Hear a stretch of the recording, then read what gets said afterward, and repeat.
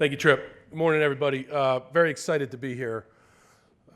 Brought four great representatives of our program. Lewis Bond, wide receiver, KP Price, safety, Bam Crouch, a linebacker, and Logan Taylor's in the other room doing an interview right now, offensive lineman for us. So four great guys that you guys will get a chance to get to know. And, again, excited to be here, excited for the season. These guys have worked extremely hard since the season ended last season. Started winter conditioning, which transitioned into spring practice and then into summer workouts. It's a full-time job. These guys work very hard. They're 6 days a week, getting after it, coming together as a team. And now we report on Tuesday. We report on Tuesday and start practice on Wednesday. And very excited about the season. So with that, I'll open it up to questions. Coach, thank you. Folks, if you would, please identify yourselves and the agency that you are with, and we will start right here in the front row, the second row to your right. Hey, Coach. Graham Dietz, Boston College Eagles on Sports Illustrated. Hey, Graham. Arguably, your toughest challenge on defense this season is going to be replacing defensive end Donovan Ezaraku and defensive tackle Cam Horsley. Which guys do you think will emerge this preseason as some of the people who will be doing that? Yeah, I think in college football, there's graduation, right? Guys move on to the NFL. We're proud of those guys, Donovan and Cam and all those guys that played for us last year. Every year's new, right? And so when you look at our team this year on defense, you've got some guys that have been around for a while, like KP and Bam and, Q Hutchins, Owen Stoudemire, Amari Jackson, Max Tucker, Cam Martinez. But then there's other guys that maybe you haven't seen play yet for BC, whether they're, high school recruits that haven't played yet or they're transfers. I don't want to go down the list of names, but I feel very confident in our ability to play good defense this year. It'll be different. It'll look different.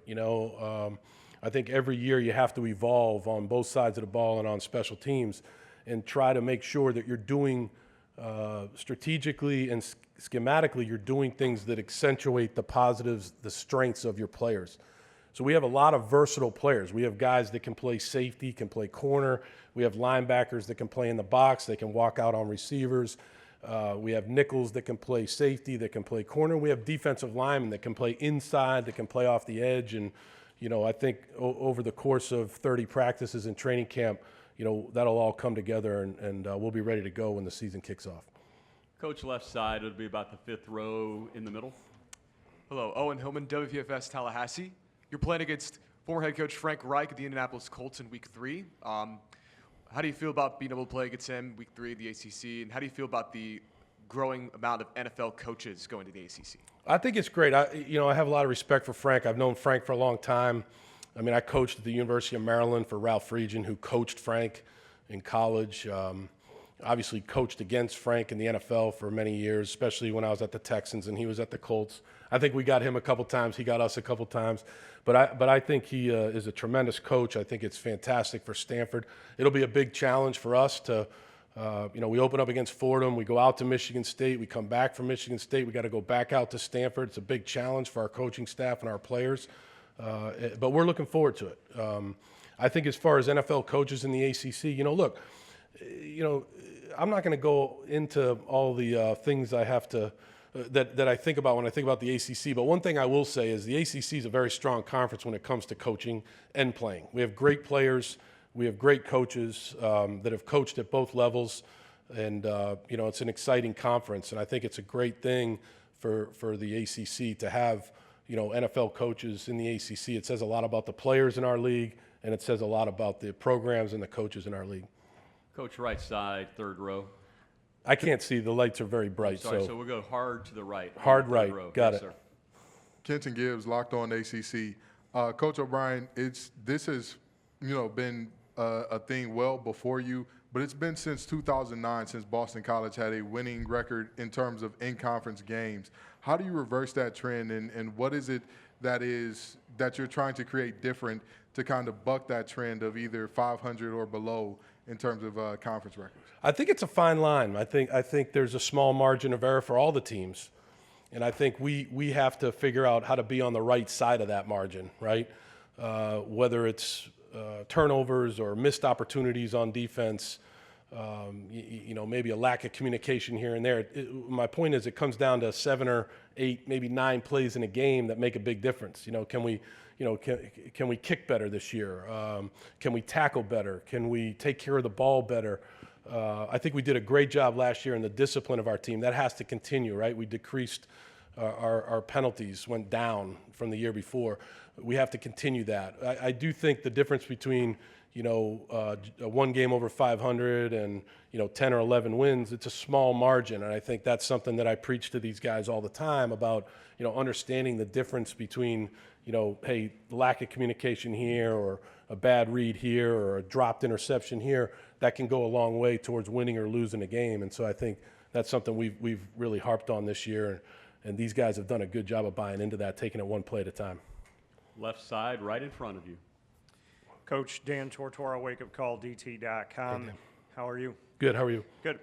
So the general manager role that you had in the NFL, obviously you experienced that at the professional level. Now that we're seeing general managers in college football, what are your thoughts on that role, what it can be, what it should be as we move forward?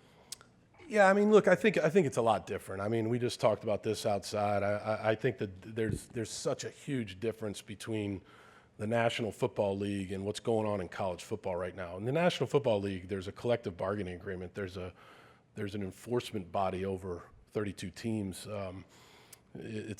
Obviously it's a very uniform system. It's a system that is very equal, right? If you don't do well, you get a higher draft pick. If you manage your salary cap correctly, you can participate in free agency better. There's all different things that go into the NFL, but it's very uniform. There's rules. That's something that I believe has to happen eventually in college football, that there has to be an enforcement. And I know there's some things going on that are going to help, but in the end, right now, it's just a little bit of the wild, wild west. So relative to Boston College, we do a good job of making sure the players understand it's an earn it philosophy. So everybody coming into BC as a freshman, they're going to make a certain amount of money. From that point forward, they're going to earn everything they get. Going to class, being on time for meetings, don't necessarily have to be an All-American right away. Just got to be a good guy, good locker room guy, good teammate, somebody that's a contributing member of the team. And if you do that, you'll earn more and more as you go through your career at BC. So, Bears and Jarian and I handle NIL at BC, and along with the administration, Blake James and Colin Schaefer. So I think we're on the right track, and we'll see how it goes, from here on out. Folks, given the lights, we'll ask you to stand when asking the questions in certain places of the room. So, Coach, to your right. Brandon Pockers with the league winners. When it comes to your offense, what strides have you seen from the overall unit, whether it be in spring ball or now over the summer, and now heading into fall and towards the regular season?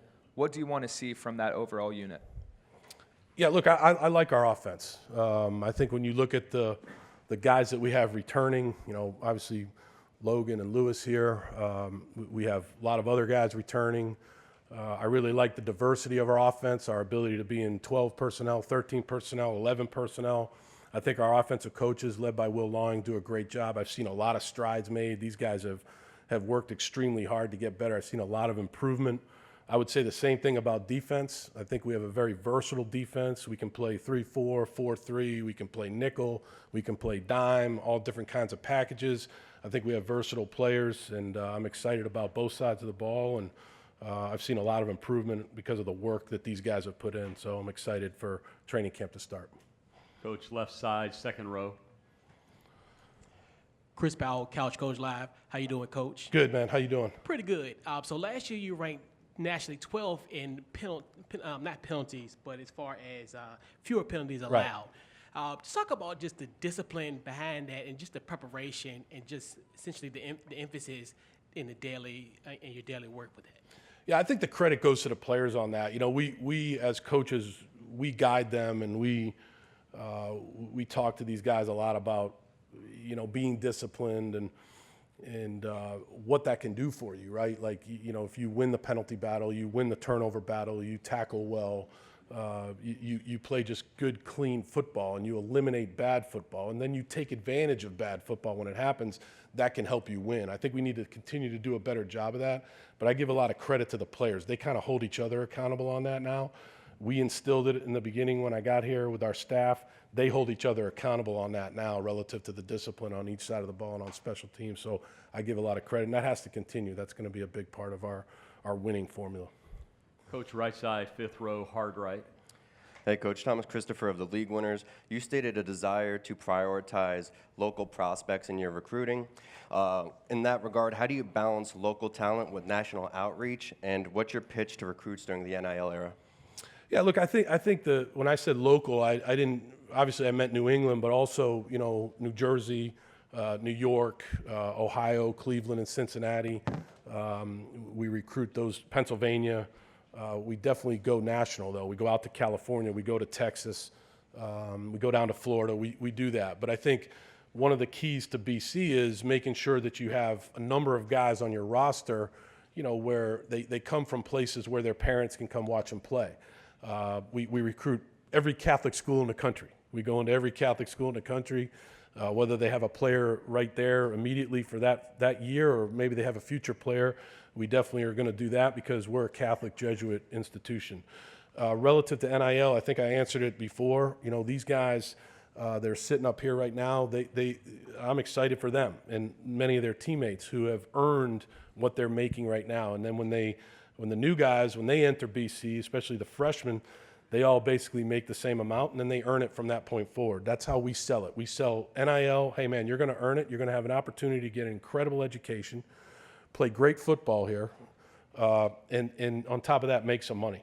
And so I think we have a total package at Boston College that we talk to our recruits a lot about, and you know I think we're doing okay. I don't really put much stock into stars and all that stuff. I want to see what they do on the field when they get there. We have a process of how we evaluate prospects, and I think we're on the right path. Coach, your last question. Gentleman standing there on the right side. Michael Hinton with Plant the Spear. Hey, Coach.